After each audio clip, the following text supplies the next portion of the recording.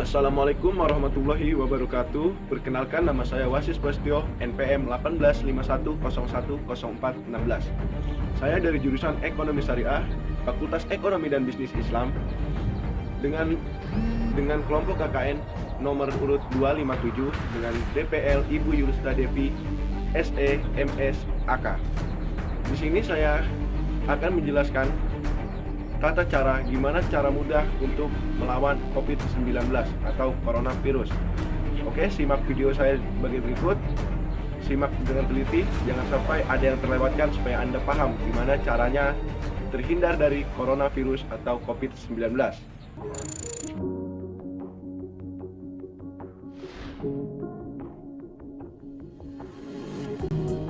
Siapa yang berpotensi terpapar virus corona?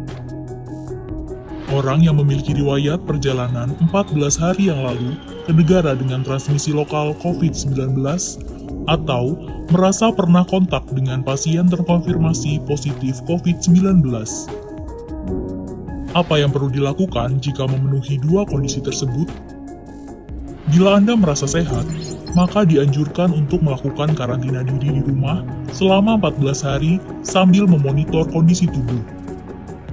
Bila Anda merasa tidak sehat atau timbul gejala, segera lapor ke petugas kesehatan atau hubungi hotline center Corona untuk mendapatkan rujukan pemeriksaan ke fasilitas layanan kesehatan. Gejala apa yang perlu diperhatikan? Demam melebihi 38 derajat Celcius, batuk atau pilek, sakit tenggorokan, sesak atau gangguan pernafasan. Apakah perlu langsung datang ke layanan kesehatan?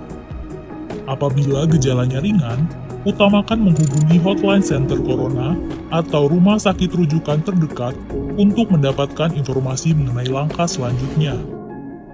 Sambil mencari informasi, ini yang perlu dilakukan. Tetap hindari keluar dari rumah, istirahat yang cukup, banyak minum air putih dan makan makanan bergizi, mempraktekkan kebiasaan bersih seperti cuci tangan, dan membersihkan area-area yang tersentuh permukaan tangan. Gunakan masker agar percikan dari batuk atau bersin tidak mengenai orang lain, bahkan di dalam rumah sekalipun.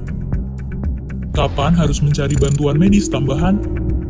Bila gejala yang dirasakan cukup parah, misalnya sesak nafas berat, atau apabila Anda dalam klasifikasi kelompok rentan karena berusia lebih dari 60 tahun, memiliki penyakit kronis seperti diabetes, hipertensi, gangguan imun, ada riwayat sakit pernafasan, dan lainnya. Apa yang perlu dilakukan bila gejala berlanjut dan harus ke fasilitas kesehatan? Gunakan masker saat keluar rumah. Praktekkan etika batuk dan bersin yang benar dengan menutup dengan siku atau tisu. Hindari menggunakan transportasi publik. Bagaimana tahapan screening pasien di fasilitas pelayanan kesehatan? Sebelum memberikan perawatan, tenaga kesehatan di fasilitas layanan kesehatan akan melakukan screening. Jika tidak memenuhi kriteria pasien dalam pengawasan atau PDP COVID-19, maka akan dirawat inap atau rawat jalan, tergantung diagnosa dan keputusan dokter. Jika memenuhi kriteria pasien dalam pengawasan COVID-19, maka akan dirujuk ke salah satu rumah sakit rujukan, didampingi oleh tenaga kesehatan yang menggunakan alat pelindung diri atau APD. Di rumah sakit rujukan, spesimen pasien diambil untuk pemeriksaan lab dan pasien akan ditempatkan di ruang isolasi. Spesimen dikirim ke Badan Penelitian dan Pengembangan Kesehatan atau Balitbangkes di Jakarta. Hasil pemeriksaan pertama akan keluar dalam 24 jam. Jika hasilnya negatif, pasien akan dirawat sesuai dengan penyebab penyakit. Jika positif, maka pasien akan dinyatakan sebagai penderita COVID-19, diambil sampel setiap hari, dan baru akan keluar dari ruang isolasi jika pemeriksaan sampel 2 kali berturut-turut hasilnya negatif. Itulah informasi dan protokol kesehatan untuk masalah COVID-19 yang perlu diikuti oleh masyarakat.